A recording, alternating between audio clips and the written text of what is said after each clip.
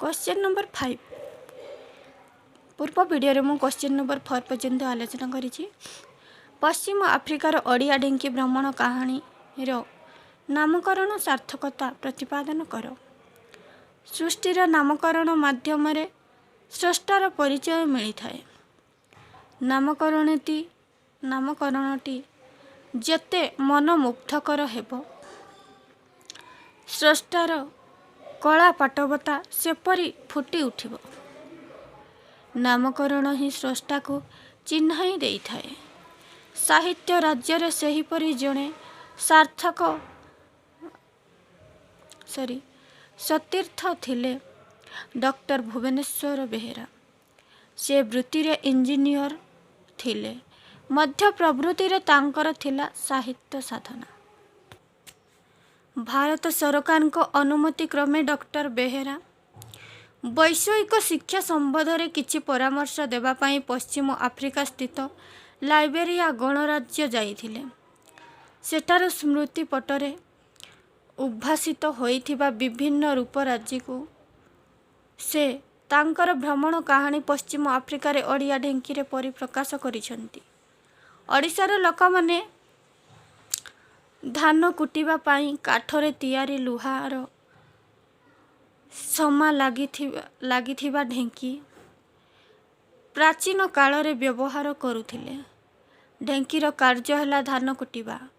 से स्वर्ग को गले मध्य धान कुटिबा ही कुटिबो। केही भद्रलोक ढेंकी धान कुटिबा देखी नथिले मध्य आमर गोटिए लोकोक्ति रहिछि। ढेंकी स्वर्ग को गले मध्य धान कुटिबो। एपरी लोकोक्तिर अर्थ होउछि व्यक्तिर जेउ कार्य करिबा कथा से जेउठी को गले मध्य सेही कार्य करिथाए। से भारत हेउ किंबा आफ्रिका हेउ तार कर्म से त्याग करिपारे नाही। उक्त भ्रमण कहानी रे लेखक शिक्षक मानक उद्देश्य रे ढेंकी शब्द को व्यवहार करिसंती। केतक निंदुक कही थांती शिक्षक माने गोटिए गोटिए ढेंकी। स्वर्ग एक कल्पनातीत स्थान होइथिबारु शिक्षक सेठारे धान कुटिबा संभव कि ना कही न हेले भी लेखक बिना द्विधारे कहिसंती ढेंकी आफ्रिका को गले भी धान कुटिबो वा धान कटे। लेखक गोटिए कथा मने पकाई देइछंती आमर प्रिय क्रीडास्थली उत्कल रे बन्या बात्या और मरुड़ी अनटन सबु बेले लागी रही थाए। तेणु एही ओडिया ढेंकी बा शिक्षक माने सस्ता सुंदर मजबूत हेले मध्य सेमानंकु अनेक समय रे धान कुटिबार सुजोग मिले नाही। धान थिले ढेंकी कुटिबो किंबा विचार करिवो। धान न थिले ढेंकी बा काहाको कुटिबो। शिक्षकर शिक्षादान करिबा कर्म और धर्म से जेउठी को जाओ तार कर्मटी को ही बजाय रखिबो। धान कुटिबा परि शिक्षक माने शिक्षादान करिथांती। जदि सेमानंको शिक्षादान करिबार सुजोग मिलेनी तेबे सेमाने खाली चसु कुटी कान फटा वृथा चकर कच ढकर कच शब्द करी निज निज भितरे कोलाहल सृष्टि करती। आम विश्वविद्यालय से सबुर गोटिए गोटिए नमूना फल ओडिशा रे विभिन्न स्थान रे अनेक विश्वविद्यालय सृष्टि होइछि। तेणु ओडिया ढेंकी बा संबलपुर ढेंकी लेखक डॉक्टर बेहेरा संबलपुर विश्वविद्यालय अव्याहति नेला परे धीरे धीरे तांकर ढेंकीत्व हराइबाको बसिचंती। हठात दिल्ली डाकरा आसिला। इस्पात और खनि मंत्रींकर इच्छा मु तांकु अति शीघ्र देखा करे। ଉତ୍କଳ ଏକ୍ସପ୍ରେସରେ ଲେଖକ ଦିଲ୍ଲୀ ଅଭିମୁଖେ ଯାତ୍ରା କରିଥିଲେ। ସେଠାରେ ଓଡ଼ିଶା ଭବନରେ ରହିଥିଲେ। ତା ପରଦିନ ଇସ୍ପାତ ଓ ଖଣି ମନ୍ତ୍ରଣାଳୟ, ତା ପରଦିନ ଉଦ୍ୟୋଗ ଭବନକୁ ଯାଇ ଲେଖକ ମନ୍ତ୍ରୀ ମହୋଦୟଙ୍କୁ ଭେଟିଥିଲେ। ମନ୍ତ୍ରୀ ତାଙ୍କୁ କହିଲେ ବୈଷୟିକ ଶିକ୍ଷା ସମ୍ବନ୍ଧରେ କିଛି ପରାମର୍ଶ ଦେବା ପାଇଁ। ପଶ୍ଚିମ ଆଫ୍ରିକା ସ୍ଥିତ ଲାଇବେରିଆ ଗଣରାଜ୍ୟ ଭାରତ ସରକାରଙ୍କୁ ଅନୁରୋଧ କରିଛି। ତେଣୁ ଅତି ଶୀଘ୍ର ଏଠାରୁ ଜଣେ ବିଶେଷଜ୍ଞ ସେଠାକୁ ଯିବା କଥା। ତେଣୁ ଇଞ୍ଜିନିୟରିଂ, କନଷ୍ଟ୍ରକ୍ସନ ଇଞ୍ଜିନିୟରିଂ କଲେଜ ପ୍ରତିଷ୍ଠା ତଥା ଜଣେ ପୂର୍ବତନ କୁଳପତି ଭାବରେ ବିଶ୍ୱବିଦ୍ୟାଳୟ ସ୍ତରୀୟ ଶିକ୍ଷା ସମ୍ବନ୍ଧରେ ଅଭିଜ୍ଞତା ଥିବା ଦୃଷ୍ଟିରୁ ଶିକ୍ଷାମନ୍ତ୍ରୀ ଲେଖକଙ୍କୁ ମନୋନୀତ କରିଥିଲେ। ଆଫ୍ରିକାର ନାଁ ଶୁଣି ଲେଖକଙ୍କ ଦେହ ଶୀତେଇ ଉଠିଲା। ଆଜିର ଯୁଗରେ ମଧ୍ୟ ଦାନ୍ତରେ କାନ ଛିଣ୍ଡାଇ ଲୁମ୍ବମ୍ବାଙ୍କୁ ତାଙ୍କ ବିରୋଧୀ ଦଳ ଭୋକ ଉପାସରେ ତିଳ ତିଳ କରି ମାରି ପକାଇଥିଲେ।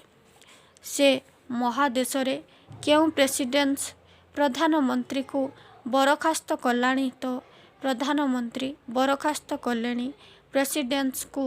ସେ ଦୁହେଁ ମଧ୍ୟ ବରଖାସ୍ତ କଲେଣି ସେନାପତିଙ୍କୁ। ନେହେରୁଙ୍କ ସମସ୍କନ୍ଧ ଜନନାୟକ ଏନକ୍ରମାନ ରାଷ୍ଟ୍ର ମୁଖ୍ୟ ଭାବେ ଅନ୍ୟ ଦେଶକୁ ପରାମର୍ଶ ଦେବାକୁ ଯାଇଥିବା ବେଳେ ଏଣେ ତାଙ୍କ ଆସ୍ଥାନକୁ ଆଉ ଜଣେ ଦଖଲ କରି ନେଇଥିଲେ। ଏପରି ଅସୁସ୍ଥ ରାଜନୈତିକ ବାତାବରଣ ପରିପୂର୍ଣ୍ଣ ମହାଦେଶକୁ ଅବସରରେ ଯିବା ପାଇଁ ଲେଖକ କୁଣ୍ଠାବୋଧ କରିଥିଲେ। ପଶ୍ଚିମ ଆଫ୍ରିକାର ଦେଶମାନଙ୍କ ସଙ୍ଗରେ ସୁସମ୍ପର୍କ ପ୍ରତିଷ୍ଠା କରିବା ପାଇଁ ଭାରତର ଆଗ୍ରହ ସମ୍ବନ୍ଧରେ ମନ୍ତ୍ରୀ ମହୋଦୟ ସୂଚନା ଦେଇଥିଲେ। ସୁସମ୍ପର୍କ ପ୍ରତିଷ୍ଠା ଦିଗରେ ଲେଖକଙ୍କ ଯାତ୍ରା ଅନେକ ସାହାଯ୍ୟ କରିବ ବୋଲି ତାଙ୍କର ବିଶ୍ୱାସ। ମନ୍ତ୍ରୀ ମହୋଦୟଙ୍କ ଠାରୁ ସବୁ କଥା ଶୁଣିବା ପରେ ଲେଖକ ନିରୁତ୍ତର ରହିଲେ। ଅବସର ପରେ ସେ ବା ଆଉ କରିବେ କ'ଣ? ସେହିପରି ଊଣା ଅଧିକେ ଘରେ ପଡ଼ି ରହିଥିଲେ। ଅବସର ପରେ କୌଣସି କାର୍ଯ୍ୟ ତାଙ୍କ ହାତରେ ନ ଥିବାରୁ ଘରେ ପଡ଼ି ରହିଲେ। ଘର ଢିଙ୍କି କୁଆଡ଼େ କୁମ୍ଭୀର ହୋଇଯାଏ ବୋଲି ପରିଲୋକୋକ୍ତି ଅଛି। ଆମ ଓଡ଼ିଶାରେ କୁମ୍ଭୀର ସାଲୁବାଲୁ ସେହି କୁମ୍ଭୀର ରୂପକ ଶତ୍ରୁ। ଅନ୍ୟର ଦୁଃଖ ପଡ଼ିବା ସମୟରେ ଖାଲି କୁମ୍ଭୀର କାନ୍ଦଣା କାନ୍ଦିଥାନ୍ତି, କିନ୍ତୁ ସମୟ ପଡ଼ିଲେ ତାଙ୍କୁ ଗୋଟାପଣେ ଗିଳି ଦେଇଥାନ୍ତି। ସେମାନଙ୍କୁ ଅସୁବିଧାରେ ପକାଇବାକୁ ଚେଷ୍ଟା କରନ୍ତି, ନିଜର ଜ୍ଞାନ ଉପଯୋଗ କରିବାକୁ ଚାହାନ୍ତି ନାହିଁ। ତେଣୁ ଲେଖକ ସ୍ଥିର କଲେ ଘରେ ପଡ଼ିରହି କର୍ମହୀନ ପରି ଗୋଟାଏ କୁମ୍ଭୀର ପାଲଟିବା ଅପେକ୍ଷା ସେହି ଅଜଣା ମହାଦେଶକୁ ଯାଇ ଶିକ୍ଷା ସମ୍ବନ୍ଧୀୟ ସମସ୍ତ ବିଷୟ ଅନୁଧ୍ୟାନ କଲାପରେ ଫେରି ଆସି ଭାରତ ସରକାରଙ୍କୁ ତାଙ୍କର ରିପୋର୍ଟ ଦେବେ। ବେଶୀ ଦିନ ସେଠାରେ ରହିପାରିବେ ନାହିଁ। ତାପରେ ଆଉ ଥରେ ଯିବା ଆସିବା କଥା ଭାରତ ସରକାର ଇଚ୍ଛାମତେ ବିଚାର କରିବେ। ଲେଖକଙ୍କ ପ୍ରସ୍ତାବକୁ ଗ୍ରହଣ କରିନେଇ ତାଙ୍କର ଲାଇବେରିଆ ଯିବା ନିମନ୍ତେ ଯଥୋଚିତ ବ୍ୟବସ୍ଥା କରିଦେବା ପାଇଁ ମନ୍ତ୍ରୀ ମହୋଦୟ ସରକାରୀ ଆଦେଶ ଦେଲେ। ଲାଇବେରିଆ ଭାରତର ହାଇକମିଶନରଙ୍କ ଜରିଆରେ ଲାଇବେରିଆ ସରକାରଙ୍କୁ ଖବର ପଠାଇଦେଲେ ଯେ ସେ ଦିଲ୍ଲୀରେ ଅପେକ୍ଷା କରିଛନ୍ତି, ଆଉ ସେମାନେ ଇଙ୍ଗିତ ଦେଲେ ମନରୋଭିଆ ଯିବେ। 7-8 ଦିନରେ ଉତ୍ତର ଆସିଯିବାର ଥିଲା। ହେଲ୍ଥ ସାର୍ଟିଫିକେଟ୍ ସଂଗ୍ରହ କରିନେଇ ପ୍ରସ୍ତୁତ ହେଲେ। ସେ କାଏରାରୁ ଆକ୍ରା ଯାଇ ସେଠାରୁ ଲାଇବେରିଆ ଗଲେ।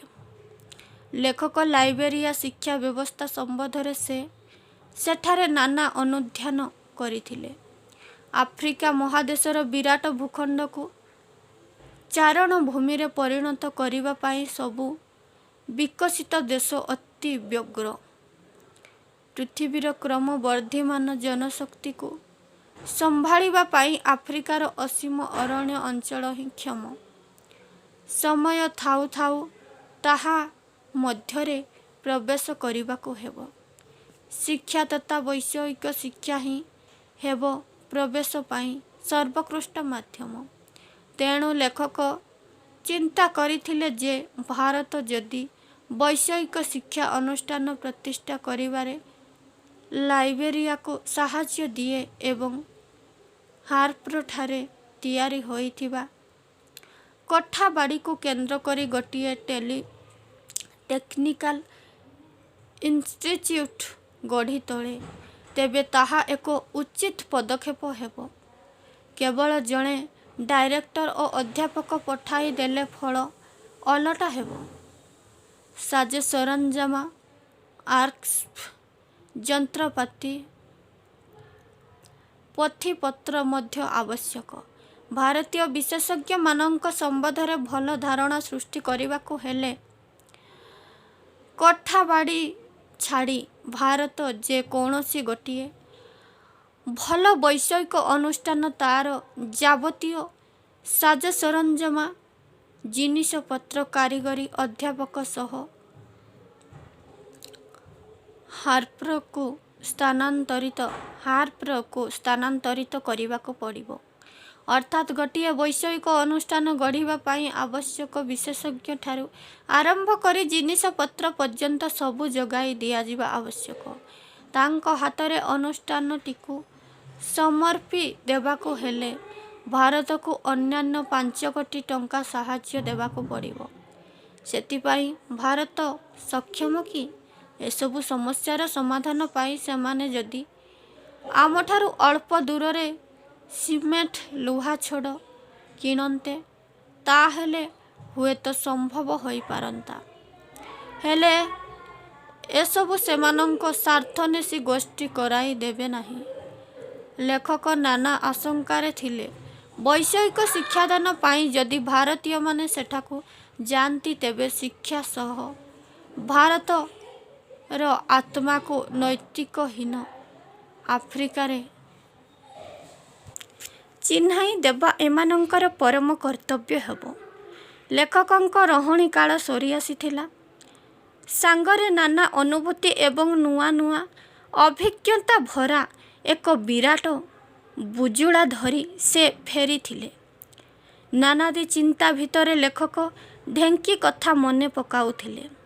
ତାଙ୍କର ନୂତନ ଅଭିଜ୍ଞତାଗୁଡ଼ିକ କାନ ପାଖରେ ଥିରି ଥିରି କରି ଯେପରି କହୁଥିଲା, ସ୍ୱର୍ଗକୁ ଗଲାବେଳେ ମଧ୍ୟ ଢେଙ୍କି ତା ସାଙ୍ଗରେ କିଛି ଧାନ ନେଇଯିବା ଭଲ। ନ ହେଲେ ସେ ସେଇଠି କୁଟିବ କ'ଣ? ଧାନ କୁଟା ହିଁ ଢେଙ୍କିର ଧର୍ମ। ସେହି ଧର୍ମ ସାଧନ ପାଇଁ ସେ ଆତ୍ମନିର୍ଭରଶୀଳ ନ ହୋଇ ଅନ୍ୟର ଆଶ୍ରିତ ହେବ କାହିଁକି? ଲେଖକଙ୍କ ମନ ଭିତରେ ଯେପରି ଆଉ ଜଣେ କେହି କହୁଥିଲା, ଧର୍ମ ନିଜେ ସେହି ଧାନ ନୁହେଁ। ଲେଖକ ନିଜକୁ ନିଜେ ପଚାରୁଥିଲେ, ଢେଙ୍କି ତେବେ କ'ଣ ସ୍ୱର୍ଗକୁ ଗଲେ ତା'ର ଧର୍ମକୁ ହିଁ ସାଙ୍ଗରେ ନେଇଯାଏ? ଢେଙ୍କି କ'ଣ ସ୍ୱର୍ଗରେ ଥିଲାବେଳେ ତା'ର ସେଇ ପୂର୍ବ ସଞ୍ଚିତ ଧନକୁ ହିଁ କୁଟି ବସେ? ଜଣେ ଶିକ୍ଷକର ଧର୍ମ ହେଲା ଜ୍ଞାନ ପ୍ରଦାନ। ତେଣୁ ନାନା ଅନୁଭୂତି ଓ ଅଭିଜ୍ଞତାକୁ ପାଥେୟ କରି ସେ ତା'ର ଜ୍ଞାନ ରାଶିକୁ ସର୍ବତ୍ର ପ୍ରଦାନ କରିଥାଏ। ସେଥିରେ ଜ୍ଞାନ ସରିଯାଏ ନାହିଁ।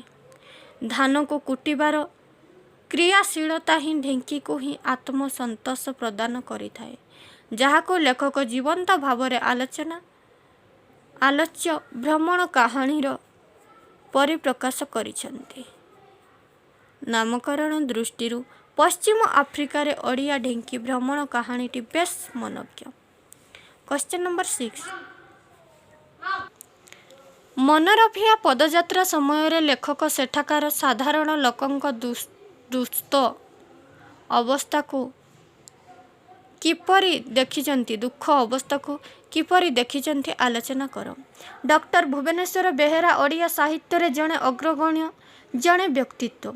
ଡକ୍ଟର ବେହେରା ଭାରତ ସରକାରଙ୍କ ନିର୍ଦ୍ଦେଶ କ୍ରମେ ପଶ୍ଚିମ ଆଫ୍ରିକାର ଲାଇବେରିଆ ଗଣରାଜ୍ୟକୁ ବୈଷୟିକ ଶିକ୍ଷା ବିଷୟରେ କିଛି ପରାମର୍ଶ ଦେବା ପାଇଁ ଯାଇଥିଲେ। ଭ୍ରମଣ ଜନିତ ଅନୁଭୂତିକୁ ସେ ତାଙ୍କ ପଶ୍ଚିମ ଆଫ୍ରିକାରେ ଓଡ଼ିଆ ଢେଙ୍କି ପୁସ୍ତକରେ ପରିପ୍ରକାଶ କରିଛନ୍ତି। ଲାଇବେରିଆର ରାଜଧାନୀ ମନରୋଭିଆ। ଲେଖକ ଲାଇବେରିଆରୁ ଆସିଲା ପରେ ମନରୋଭିଆ ଡ୍ୟୁକ୍ର ଇଣ୍ଟର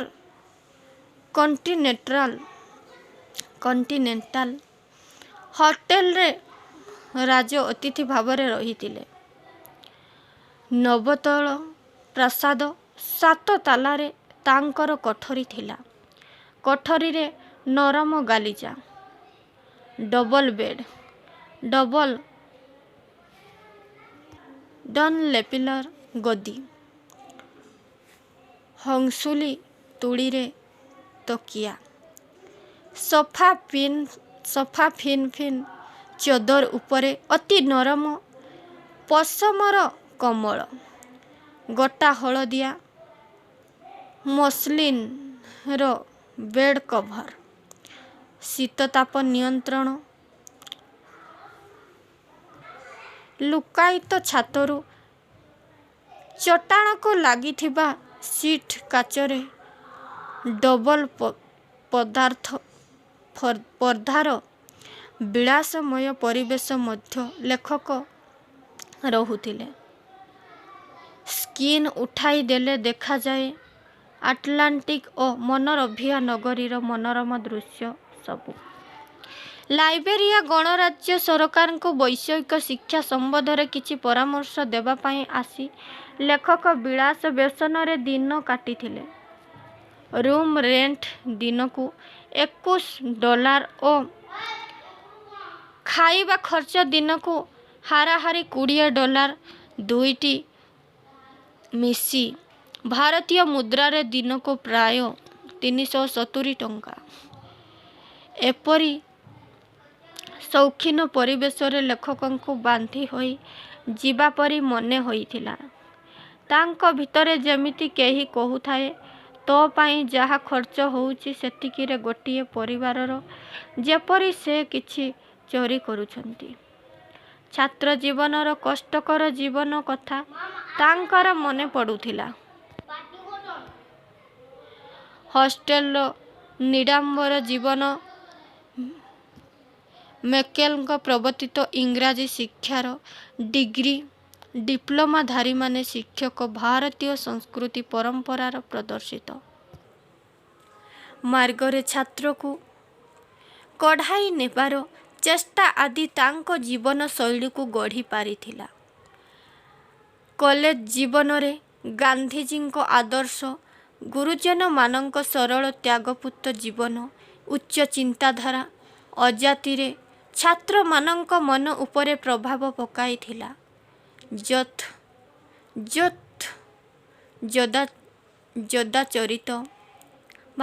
ଯଦାଚରତି ଶ୍ରେଷ୍ଠ ତତ୍ତ୍ୱଦେବେ ତୋରଜନ ସ ପ୍ରମାଣ କୁରୁତେ ଲୋକସ୍ତତ ଅନୁବର୍ତ୍ତିତେ ନ୍ୟାୟରେ ଭାରତୀୟ ସଂସ୍କୃତି ଆଜି ଗୌରବ ରହିଛି। ଭୋଗବିଳାସମୟ ପାଶ୍ଚାତ୍ୟ ସଭ୍ୟତାର ରାଜଦରବାରରେ ନତମସ୍ତକ ହୋଇଛି। ନିଜକୁ ଦିନହୀନ ମନେ କରିଛି କିଛି ଲୋକ। 5 ତାରିଖର ସକାଳ ହେବା କ୍ଷଣି ଦାନ୍ତ ଘଷି ଲେଖକ ଚା କପେ ଫୋନ୍ କରି ମଗାଇଲେ। ହୋଟେଲ ବୟ ଚା ସରଞ୍ଜାମ ଆଣି ଆସିଥିଲା। ଖୁବ୍ କମ୍ ବୟସର ପିଲାଟିଏ। ମନରୋଭିଆର ବଡ଼ ବଡ଼ କୋଠା ବିଷୟରେ ଲେଖକ ବୟଠାରୁ ବୁଝି ନେଇଥିଲେ। ମେକ୍ସିକୋ ହାଉସ୍ पार्लियामेंट भवन प्रेसिडेंट टोलबर्टଙ୍କ प्रासान temple of justice supreme court शिक्षा मंत्रालय मिनिस्ट्री ऑफ इकोनॉमिक अफेयर्स मेसुर रोड नदी इत्यादि को बयटी लेखकों को चिन्हाई देइथिला। लेखकों परिचय और आसीबार उद्देश्य जानिबा परे पिला बयटी तार इच्छा लेखक को कहिला। पैसा अभावरु से इंजीनियरिंग पढ़ी पारी नथिला कि यूनिवर्सिटी रे तार नाम लेखाई पारी नथिला। सही होटेल काम करी ଯେଉଁ पैसा पाइबो ताकू रखी सेथिरे इंजीनियरिंग पढ़िबो बोली लेखकंकु कहिछि। पिलाटीर पाठ प्रसंगरे लेखक पचारि थिले। पिलाटी मुह सुखाई कहिला, मु गोटिए काउंटी स्कूल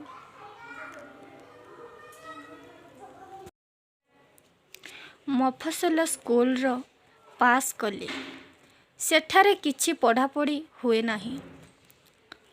सहर स्कूल गुड़िकरे पाठ पढ़ा पाई जेतिकी सुविधा रहिछि ग्रामर स्कूल मानंकरे ताहा नाही। गरीब बापा माँ माने पाठ्यकरण बहीपत्र किणिबाकू समर्थ हुअंती नाही। सबु बहीपत्र इत्यादि अमेरिकारु आसी थाए। लेखकंक टेबुल उपरे रहिथिबा गोटिए डायरी भली बहीटीएर दाम $15 हेबो। सेही होटेल रे पर्यटकंकर दिनक खर्च जेतिकी होटेल रे काम करुथिबा लोक मासिक सेतिकी अर्थात $50 ରୁ $60 पाती। मनरभियारे सरकारी अतिथि भावरे लेखक जहा लेखुथिले ताहा थिला लाइब्रेरियार गोटिए पाख चंद्रर उज्जवल पाख परी। अन्य पाखटी बोध हुए अंधार। तेणु लेखक चाहुतिले लाइब्रेरियारे प्रकृत आफ्रिकान रूप देखिबा पाई, पाखरु ताको चिन्हिबा पाई। शनिवार रविवार सेठारे ऑफिस सबु बंद रहिथिबारु ड्राइवर को न डाकी से चली चली ड्यूक्र होटेल माँ बा पॉइंट रु पहाड़ तलकू आसीथिले। दिन मजूरियांक जीवन यापन प्रणालीर देखिबार इच्छा नहीं।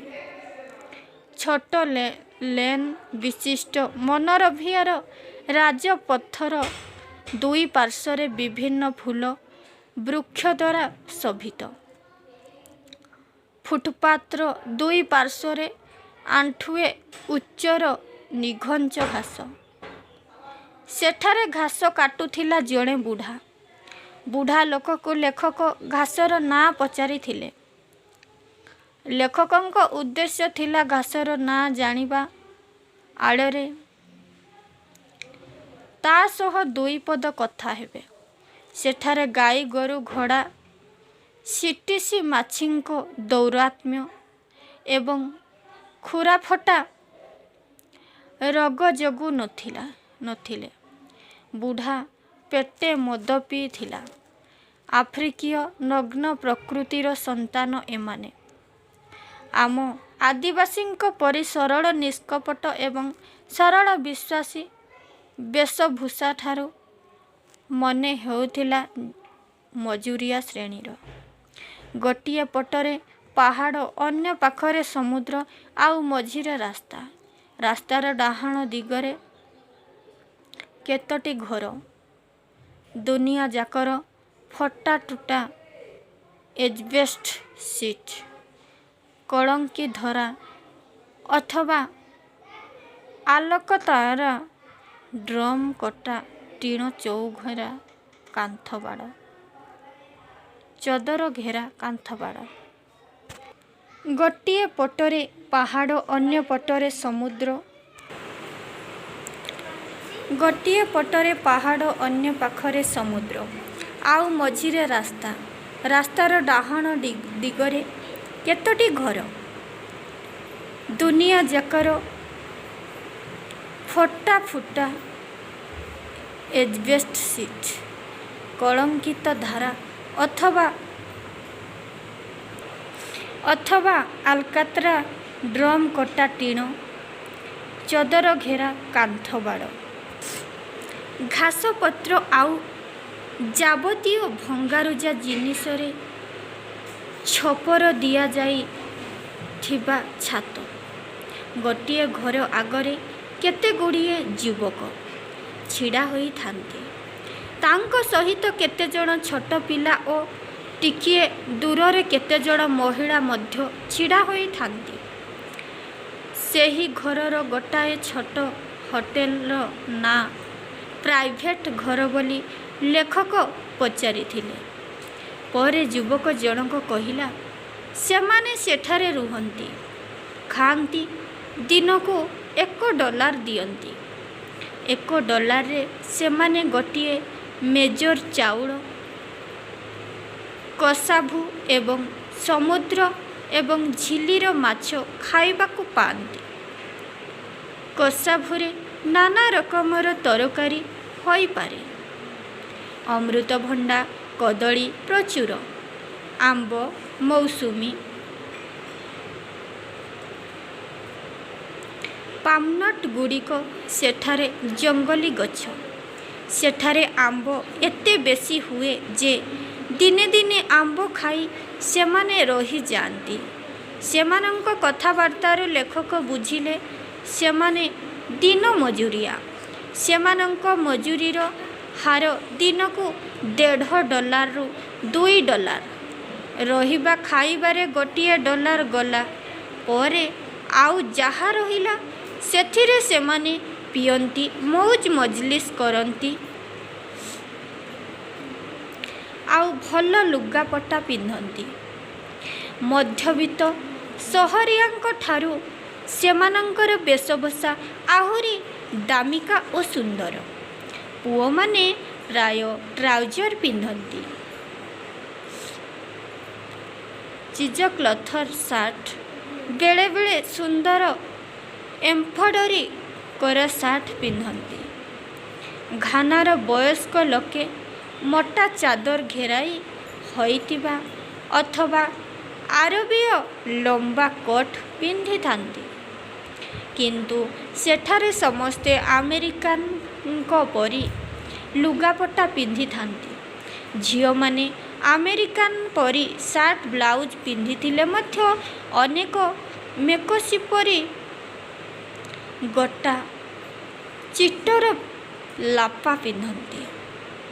ମୁଣ୍ଡରେ ସୁନ୍ଦର ଚିଟକନାର ପଗଡ଼ି, କାନରେ ଇୟରିଂ। ଘାନା ପରି ସେଠାରେ ବି ଊଣା ଅଧିକେ ମାଆମାନେ ଛୁଆମାନଙ୍କୁ ପଛପଟେ ବାନ୍ଧିକରି ବୁଲନ୍ତି। ସ୍ୱାଧୀନ ଗଣରାଜ୍ୟ ହେଲେ ବି ସେଠାରେ ଆମେରିକାର ପ୍ରଭାବଶୀ ଲାଇବେରିଆ କୁକଡ଼ା ଆମେରିକା, ଛୋଟ ଆମେରିକା, ଆଫ୍ରିକାନ ଆମେରିକା ବୋଲି ଅନେକ କହନ୍ତି। 400 ବର୍ଷ ତଳେ ଆଫ୍ରିକା ମହାଦେଶର ମଣିଷ ଓ ମଣିଷ ଛୁଆ ସବୁ ବଣର ହରିଣ ପରି ଧରା ହୋଇ ଆରବ ଦେଶର ବଜାରମାନଙ୍କରେ ବିକ୍ରି ହେଉଥିଲେ। ଆଫ୍ରିକାର ଟ୍ରାଇବାଲ ଚିଫ୍ ସାମନ୍ତ ରାଜାମାନେ ଆରବ ତଥାଗରା ବେପାରୀମାନଙ୍କଠାରୁ ବାହାନାରେ ସଂଗ୍ରହ କରି ନେବା ପାଇଁ ଅନୁମତି ଦେଉଥିଲେ। ଥରେ ଜାହାଜରେ ଚଢ଼ାଇ ଦେଲା ପରେ ତଥାକଥିତ ମଜୁରିଆମାନେ ଗାଈ, ବଳଦ, ଛେଳି, ମେଣ୍ଢା ପରି ନିଃସହାୟ ହୋଇ ପଡ଼ୁଥିଲେ। ଦୟାମାୟା ଶୂନ୍ୟ ଅର୍ଥଲିପ୍ସୁ ବେପାରୀମାନେ ସେମାନଙ୍କୁ ନେଇ ବଜାରର ପଣ୍ୟଦ୍ରବ୍ୟ କରି ବିକ୍ରି କରୁଥିଲେ। ସେହି ତଥାକଥିତ ମଜୁରିଆମାନଙ୍କୁ ଆମେରିକାର ଗୋରା ଲୋକମାନେ କିଣି ନେଇ କପା ଚାଷ ଦେଉଥିବା ଜମିମାନଙ୍କରେ ବେଠି ଖଟାଉଥିଲେ। ସେହି କଳା କ୍ରୀତଦାସମାନଙ୍କର ଦୁଃଖମୟ କାହାଣୀରେ ବର୍ଣ୍ଣନା କରି ଲେଖକ ଅମର ହୋଇଯାଇଛନ୍ତି। 155 ବର୍ଷ ତଳେ କ୍ରୀତଦାସଙ୍କର ବଂଶଧର ଭିତରୁ କେତେକ ଆଫ୍ରିକା ମା କଳକୁ ଫେରିଯିବା ପାଇଁ ବାହାରିଥିଲେ। ଆମେରିକାନ କଲନାଇଜେସନ୍ ସୋସାଇଟିର କେତେକ ସଭ୍ୟ ଆଫ୍ରିକାର ସେହି ଅଞ୍ଚଳରେ ଥିବା ଟ୍ରାଇବଲ୍ ଚିଫ୍ମାନଙ୍କ ସହ କଥାବାର୍ତ୍ତା କରି ସନନ୍ଦ ନେଇ 1822 ଖ୍ରୀଷ୍ଟାବ୍ଦରେ ମନରୋଭିଆ ପାଖରେ ପ୍ରୋଭିଡେନ୍ସ ଦ୍ୱୀପରେ ଓହ୍ଲାଇ ପରେ ପରେ ମୂଳ ଭୂଖଣ୍ଡରେ ବସତି ସ୍ଥାପନ କରିଥିଲେ। ଏପରି ଅନେକ ଦଳ ନୂଆ ବସତି 1838ରେ ଏକାଠି ହୋଇ ସ୍ୱାୟତ୍ତ ଶାସନ ସଂସ୍ଥା ଗଢ଼ିଲେ। ପରେ କିଛି ଦ୍ୱନ୍ଦ୍ୱ ହେଲେ ମଧ୍ୟ 1847ରେ ସେହି ସ୍ୱାୟତ୍ତ ଶାସନ ଅଞ୍ଚଳ ହେଲା ଲାଇବେରିଆ ଗଣରାଜ୍ୟ। ଆଫ୍ରିକା ମହାଦେଶର ପ୍ରଥମ କଳା ସ୍ୱାଧୀନ ଓ ସାର୍ବଭୌମ ଗଣରାଜ୍ୟ। ଭାରତ ସ୍ୱାଧୀନ ହେବାର 100 ବର୍ଷ ପୂର୍ବରୁ ସେହି ରାଜ୍ୟ ସ୍ୱାଧୀନ ହୋଇଥିଲା। ଆମେରିକାରୁ ଆସିଥିବା ଆଫ୍ରିକୀୟମାନେ ସମ୍ପୂର୍ଣ୍ଣ ଭାବରେ ଆମେରିକାର ଇଂରେଜୀ ଭାଷା, ଆଚାର ବିଚାର, ଚାଲିଚଳନ, ରଙ୍ଗଢଙ୍ଗ, କଥାଭାଷା ଗ୍ରହଣ କରି ନେଇଥିଲେ। ଡଲାର ହିଁ ହେଲା ଏମାନଙ୍କର ମୁଦ୍ରା। ଲେଖକ ରାସ୍ତାରେ ଯିବା ସମୟରେ ଭାରତୀୟ ଦମ୍ପତିଙ୍କ ସହିତ ସାକ୍ଷାତ ହେଲେ। ସେମାନେ ଲେଖକଙ୍କୁ ସମୁଦ୍ର କୂଳରେ ଥିବା ୱେର୍ ହାଉସ୍ ନିକଟରେ ଥିବା ଗୋଟିଏ ପ୍ରାସାଦକୁ ନିମନ୍ତ୍ରଣ କରିଥିଲେ।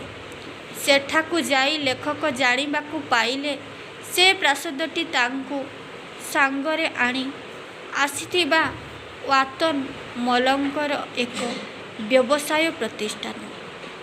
ୱାଟନ ମଲ ହେଉଛନ୍ତି ସେମାନଙ୍କ ମଧ୍ୟରେ ବିଭିନ୍ନ ପ୍ରସଙ୍ଗରେ ଆଲୋଚନା ସମୟରେ ଅନ୍ୟ ଗୋଟିଏ ଭାରତୀୟ ଦମ୍ପତି ଉପସ୍ଥିତ ହୋଇଥିଲେ।